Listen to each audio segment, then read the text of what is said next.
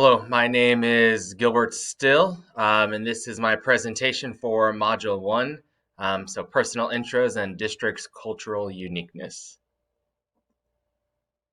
So just introducing myself. So once again, my name is Gilbert Still Jr. I go by Gil. So just some information about me. I've been married for about 2.5 years.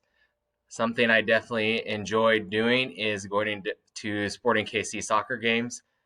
Soccer is my favorite sport. Grew up playing soccer. My dad coached me.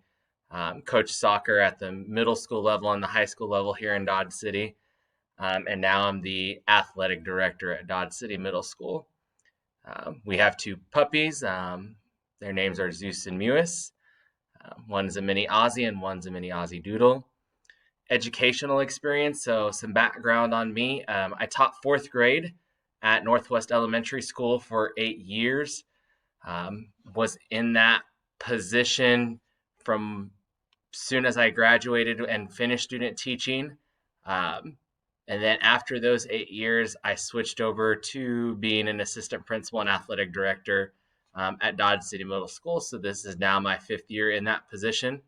And we work with 6th, 7th, and 8th graders. I primarily work with the 6th graders, but also 7th and 8th, especially when it comes to athletics and being able to come up with those plans for that organization. Really have been working in education, though, since I was 18 years old. So I started off as a recess monitor at an elementary school, was a para, substitute, then to student teaching, long-term sub, and then hired as a fourth grade teacher, and now in my current position again. This summer, my wife and I, we went to Jamaica for a vacation.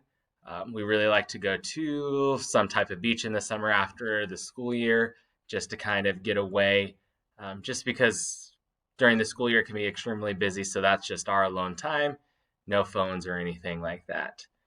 We also traveled to Colorado Springs a few times. That's also another one of our favorite places to go to the mountains and take our dogs out there. They enjoy doing that. And then in May, at the end of May, we went to the PGA Championship.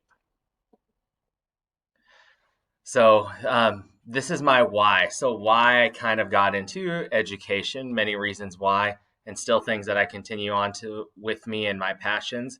So I had an amazing 5th grade teacher that was a mentor. My parents always were working and had to work early, so my mom would drop me off at 6:30 a.m. in the morning, and my 5th grade teacher knew that and would eventually started showing up at that time as well, and then gave me important jobs. So she really took me in and helped me not feel like I was a nuisance to anybody, but using me as an asset, and showed me that I was important. Representation is extremely important to me. With a diverse district that we live in, with about 80% being Hispanic population, that's just something that I want that representation to be out there, letting students know that matter who they are, what they look like, or any other circumstance or scenario, they can be somebody. But sometimes that physical representation isn't always out there. All students, no matter their circumstance, deserve the same opportunities. Sometimes that always isn't noticed and observed. It can be looked at that parents don't care, but it's not that parents don't care. Their values are somewhere else, and they trust the education system. My siblings struggled in educators, and educators always put the blame on them. I know they were a handful, but they were kids. It was always the teacher saying, they can't do this, they don't do that, they're disrespectful, they don't want to do the work. But I feel like our job as educators is to empower them, help those students feel value, and help them understand it's not for us to be against them, it's for us to work for them and their families. So overall, just looking at being a positive role model and influence for students, and now also staff in my current position, looking at everyone's lenses and how can we help them no matter their situation. So breaking up the different articles into sections, I started off, what is an inclusive school? So what inclusive school looks like: every student, regardless of their ability or background, is included in every aspect of the school life.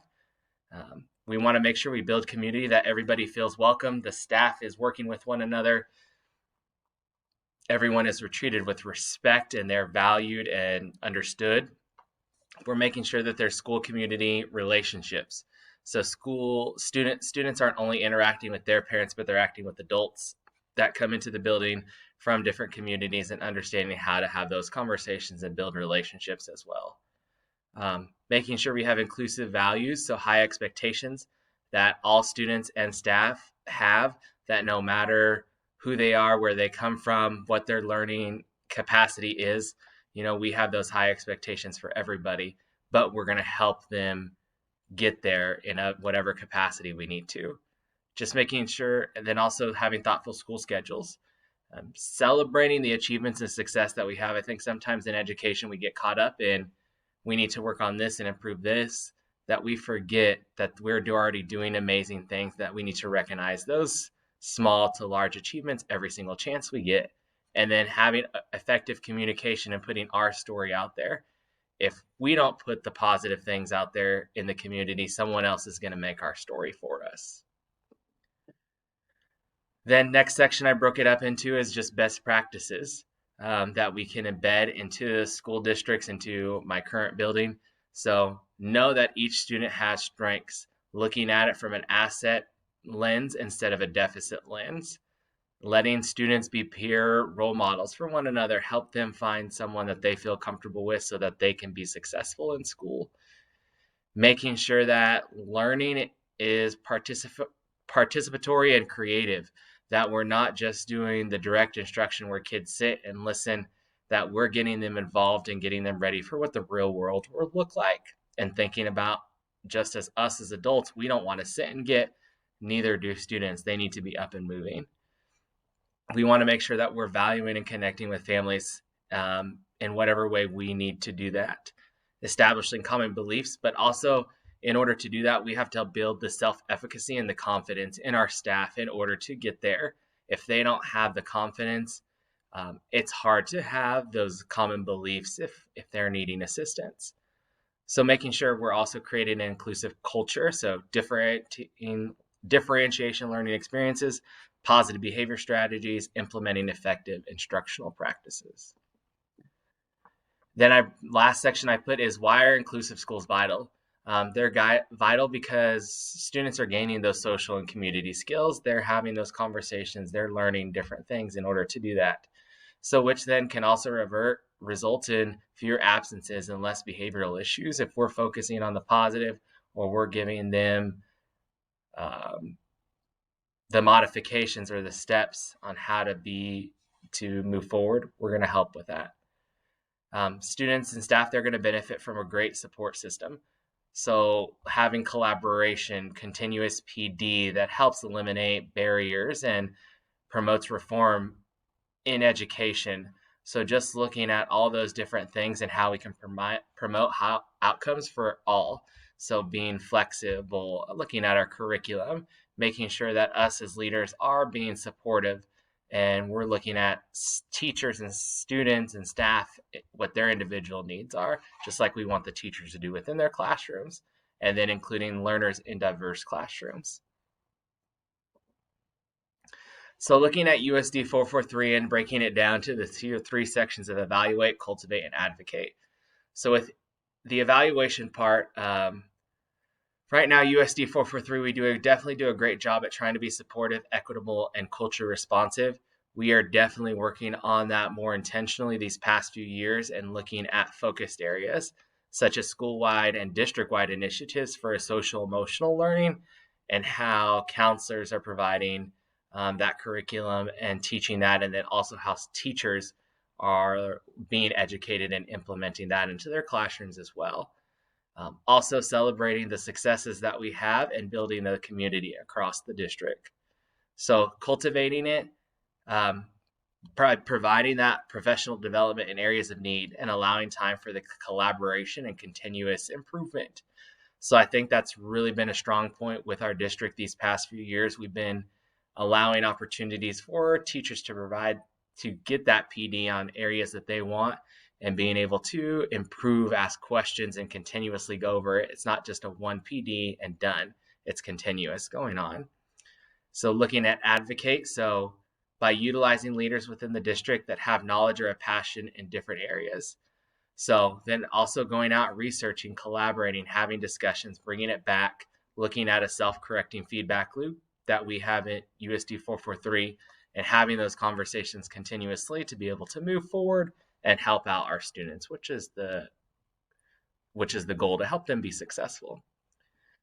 So looking at my CLL 3.1 correlation, these articles have been a great insight for me, what inclusion is, the best practices, and why inclusion is important, and what successful inclusion looks like. So as an administrator currently, those are things that I always definitely am looking into, but being able to go back and read some of these things, it definitely helps me be able to move forward.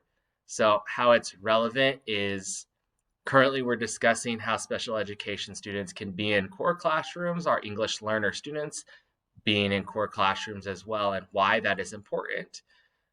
And then looking at just being more culturally responsive and just knowing that it's more than just race and ethnicity. It's, knowing the students, their family, their values, their interest. It's all of those things that shows you're being culturally responsive. So teachers are able to have discussions in district committees about how to use biography-driven instruction into their classrooms, which is really just highly effective practices, that are going to be best for all students. So reflection. So as a district leader, this would help me have some great discussions on how we could be more inclusive and have research-based discussions with staff. It also allows me to share some of these research-based articles with staff so that way they can look at it and be able to have their own understanding and have discussions as well. And then here are my references. Thank you.